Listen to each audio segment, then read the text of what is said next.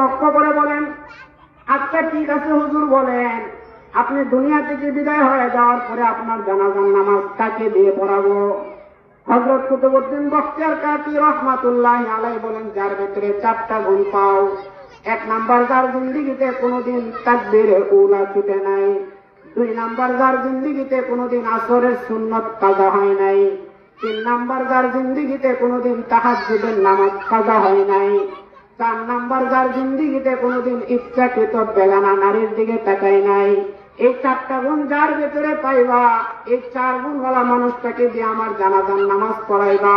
এই 4 গুণওয়ালা মানুষ যদি না পাও, তাহলে বিনা জানাজায় কবরস্থ করবা। এই 4 গুণওয়ালা মানুষ না পাইলে বিনা জানাজায় আমাকে কবরস্থ করে দিবা। এই ওসিয়ত করার পরে কিছুদিন পরে হযরত কুতুবউদ্দিন বখতিয়ার কাকি রহমাতুল্লাহি আলাইহি দুনিয়া থেকে বিদায় হয়ে গেছেন।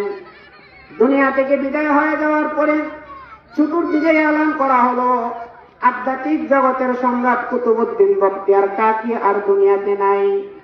এলান হয়ে যাওয়ার পরে নির্ধারিত সময়ে নির্ধারিত স্থানে লক্ষ লক্ষ লক্ষ লক্ষ মানুষের সমাগম। যদিও আমরা কুতুবউদ্দিন বখতিয়ার কাকি রহমাতুল্লাহি আলাইহির জানাজার দৃশ্য দেখি নাই, কিন্তু কুতুবউদ্দিন বখতিয়ার কাকির রেখে যাওয়া রুহানি সন্তান, বিবারিয়ার গৌরব, মুফাসসির জগতের কিংবদন্তি আল্লামা জুবায়ের আহমদ আনসারী রহমাতুল্লাহি আলাইহির জানাজার দৃশ্য দেখলাম। যদিও আমরা কুতুবউদ্দিন বখতিয়ার কাকির জানাজার দৃশ্য দেখি নাই, আমরা কিশোরগঞ্জের গৌরব আল্লামা আজহার আলী আনোয়ার শাহ রহমাতুল্লাহ আলাইহির জানাজার দৃশ্য দেখলাম। যদিও আমরা কুতুবউদ্দিন বখতিয়ার কাকি রহমাতুল্লাহি আলাইহির জানাজার দৃশ্য দেখি নাই, আমিরে হেফাজত আল্লামা আহমদ শফি রহমাতুল্লাহি আলাইহির জানাজার দৃশ্য দেখলাম। যদিও আমরা কুতুবউদ্দিন বখতিয়ার কাকি রহমাতুল্লাহি আলাইহির জানাজার দৃশ্য দেখি নাই, বাংলার মাদানী নূর হোসেন কাসেমী রহমাতুল্লাহি আলাইহির জানাজার দৃশ্য দেখলাম। এদের জানাজায় প্রমাণ করে হযরত কুতুবউদ্দিন বখতিয়ার কাকি রহমাতুল্লাহি আলাইহির জানাজায় কত লক্ষ লক্ষ মানুষের সমাগম ছিল। লক্ষ লক্ষ মানুষ, তৎকালীন সময়ের বড় বড় মুফতি, মুহাদ্দিস, শাইখুল হাদিস, উলামায়ে কেরাম, সাধারণ জনগণ সবাই সারি সারি কাতারবদ্ধ হয়ে জানাজার নামাজের অপেক্ষায় সকলেই সারি সারি কাতারবদ্ধ হয়ে দাঁড়ায় আছে। কে জানাজা পড়াবে? জানাজার নামাজের অপেক্ষায় মুহূর্তের ভেতরে খাদেম সামনে থেকে লক্ষ্য করে বলেন, এই সমবেত আল্লাহর বান্দাদের দল শুনো, এখন যিনি কুতুবউদ্দিন বখতিয়ার কাকির জানাজার নামাজ পড়াইবা, যার ভেতরে 4টা গুণ আছে। 1 নাম্বার, যার জিন্দেগিতে তাকবীরে উলা ছুটে নাই। 2 নাম্বার, যার জিন্দেগিতে কোনোদিন আসরের সুন্নত কাজা হয় নাই। 3 নাম্বার, যার জিন্দেগিতে কোনোদিন তাহাজ্জুদের নামাজ কাজা হয় নাই। 4 নাম্বার, যার জিন্দেগিতে ইচ্ছাকৃত বেগানা নারীর দিকে তাকাও নাই। এই 4টা গুণওয়ালা মানুষ যে আছে, এখন আইসা কুতুবউদ্দিন বখতিয়ার কাকির জানাজার নামাজটা পড়ায়া দাও। এলান যখন হয়ে গেল, সমবেত সমস্ত মানুষেরা সকলেই তাদের মাথা নত করে দিলেন। মাথা নত করে সকলেই যার যার অতীত তালাশ করতে লাগলেন। কেউ তাকায় দেখে কারো ভেতরে 2 গুণ থাকলে বাকি 2টা নাই, কারো ভেতরে 1টা থাকলে বাকি 3টা নাই, কারো ভেতরে 3টা থাকলে আরো 1টা নাই। মোটামুটি পুরো 1টা গুণ কারো ভেতরে তেমন ভাবে পাওয়া যায় না। কে জানাজার নামাজ পড়াবে? অনেক সময় যখন অতিবাহিত হয়ে গেল, কেউ জানাজার নামাজ পড়তে সাহস পায় না। ওই মুহূর্তে লক্ষ্য করে দেখেন একজন আল্লাহর বান্দার রুমাল দিয়া চেহারাটা দেখা সামনের দিকে আইসা বলেন, এই সমবেত মানুষেরা শোনো, আল্লাহ তাআলার দয়া ফজল ও করমে আমার ভেতরে আলহামদুলিল্লাহ 4টা গুণই আছে। এই কথা বলে উনি জানাজার নামাজ পড়ালেন। জানাজার নামাজ পড়ানোর আগে আল্লাহর বান্দা কুতুবউদ্দিন বখতিয়ার কাকি থেকে কাফনের কাপড়টা সরায়া কুতুবউদ্দিন কাকির কপালের মধ্যে একটা চুমু খায়া বলে, ও আল্লাহর ওলি, আপনি তো আল্লাহ তাআলার জান্নাতের সুসংবাদ প্রাপ্ত হয়া, আপনি তো আল্লাহর জান্নাতের মেহমান হয়ে দুনিয়া থেকে বিদায় হয়ে গেলেন। আর আমি যে 4টা দামি গুণ দিয়ে আল্লাহ তাআলার সাথে কথা বলতাম, আল্লাহ তাআলার সাথে কথা বলার পাসওয়ার্ডটা আপনি আজকে মানুষকে জানায় দিলেন, বাকি অসুবিধা নাই। হাসরের ময়দানে মাহশরে যেদিন আমি আসামির কাঠ গড়ায় দাঁড়ায় যাব, আপনি কিন্তু আমি গুনাহগারকে না নিয়ে জান্নাতে যাবেন না। এভাবে যে বইলা ওই লোকটা জানাজার নামাজ পড়ায় দিলেন। বাজান আশ্চর্য হলেন, লোকটা কে ছিলেন?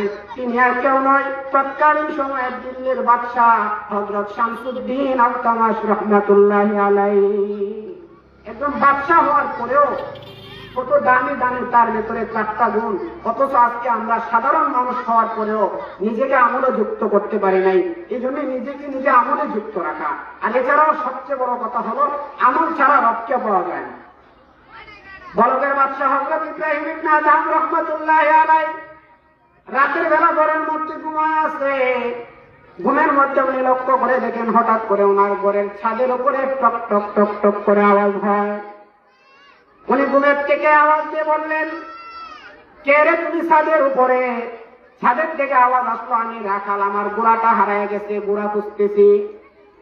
বলকের বাদশাহ ইব্রাহিম ইবনে আদহাম রাহমাতুল্লাহি আলাইহি বলেন, আরে বোকা, তোমার ঘোড়া হারায় গেছে, ঘোড়া পাইতে গেলে তো তুমি বনে যেতে হবে, ছাদের উপরে তুমি ঘোড়া খুঁজো কেন? রাখাল তখন উত্তর দিয়ে বলেন, এ বলকের বাদশাহ ইব্রাহিম ইবনে আদহাম, শুনেন, বোকা তো আমি নয়, আমি তো বোকা নয়। ছাদের উপরে ঘোড়া খুঁজলে যদি বোকা হয়, তাহলে আপনি যে আমল চাইরা আরামের বিছানায় ঘুমাইতেছেন, আপনি কিভাবে আপনার রব আল্লাহকে পাবে? আপনি যে আরামের বিছানায় ঘুমাচ্ছেন আমল ছেড়ে দিয়া, আপনি কিভাবে আপনার রবকে পাবেন? এই জন্য নিজেকে নিজে সব সময় আমলে যুক্ত রাখা। যাই হোক, আমি আপনাদের সামনে আর কথা লম্বা করবো না। যে আয়াতে কালিমা তিলাওয়াত করেছিলাম, আমি আপনাদেরকে সেই আয়াতের দিকে নিয়ে যাই।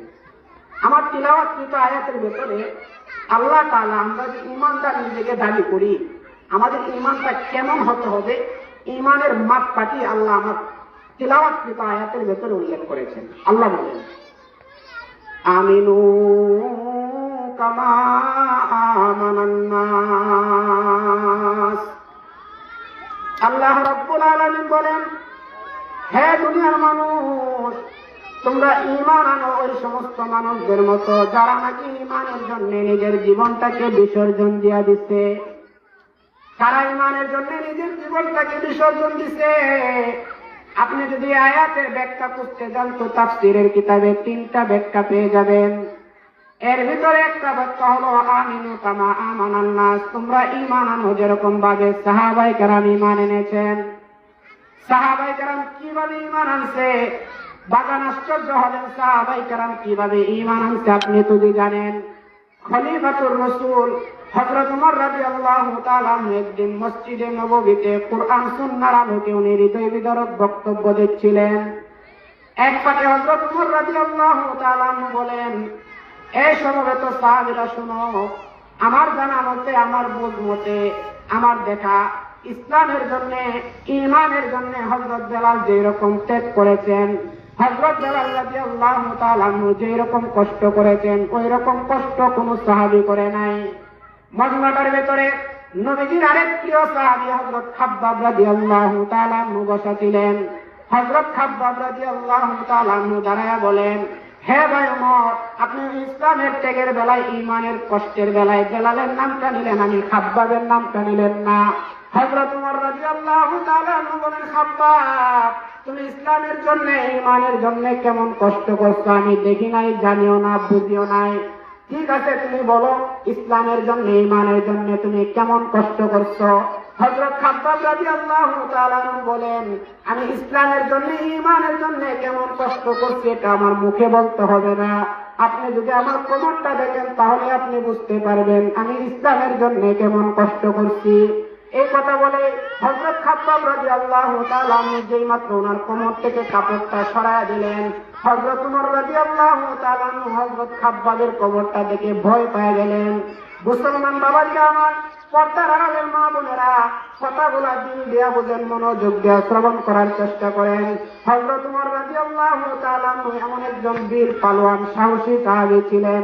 আপনি যদি কিতাবের ভেতরে তালাশ করেন পেয়ে যাবেন, হিজরতের সময় যখন কাফেরদের অত্যাচারে সাহাবায়ে কেরাম সহ নবীজি মক্কা ছেড়ে মদিনায় যখন হিজরত করেন, সমস্ত সাহাবীরা গোপনে গোপনে মক্কা ছেড়ে মদিনাতে হিজরত করে চলে যায়। হিজরত কিন্তু হযরত ওমর রাদিয়াল্লাহু তাআলা এমন একজন সাহসী সাহাবী ছিলেন, উনি যখন মক্কা ছেড়ে মদিনাতে হিজরত করে চলে যাবেন, উনি গোপনে গোপনে যায় না, বরং প্রকাশ্যে মক্কা নগরীর রাস্তা দিয়ে যায় আর ডেকে ডেকে যায়, এ আবু লাহাব, আবু লাহাব, উতবা, সাইবা, আবু জাহেল, কে আছো? আমি ওমর মক্কা ছেড়ে মদিনাতে হিজরত করতেছি, সাহস থাকলে তো আমার সামনে আইসা দাঁড়াও। কে এমন সাহসে আসো, পারলে আমি উমরের সামনে দাঁড়াও। যদি নিজের মাকে সন্তান হারা বানাইতে চাও, স্ত্রীকে বিধবা বানাইতে চাও, সন্তানদেরকে বাবা হারা বানাতে চাও, তো আমি উমরের সামনে এসে দাঁড়াও। এমন একজন বীর পালোয়ান হযরত উমর রাদিয়াল্লাহু তাআলা ছিলেন। আর আশ্চর্য হবেন, একদিন হযরত উমর রাদিয়াল্লাহু তাআলা নবীজির কাছে যাইতেছেন, নবীজির মজমার ভেতরে যাচ্ছেন। নবীজি হযরত উমরকে দেখে মুস্কি মুস্কি হাসতে লাগলো। হযরত উমর বলেন, ইয়া রাসূলুল্লাহ, আপনি কি আমার আসার ধরন দেখা, আমার হাঁটার ধরন দেখে আপনি হাসতেছেন?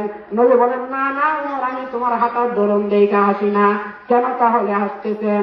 নবী বলেন, হ্যাঁ উমর শুনো, আমি তোমার এই জন্য তোমাকে দেখে আসতেছি, তুমি যখন এখন রাস্তা দিয়ে আসতেছিলা, তোমাকে দেখা শয়তান রাস্তা ছেড়ে পালাইছে। শয়তান তোমাকে দেখা রাস্তা ছেড়ে পালাইছে। আর আমাদেরকে দেখতে কি করে?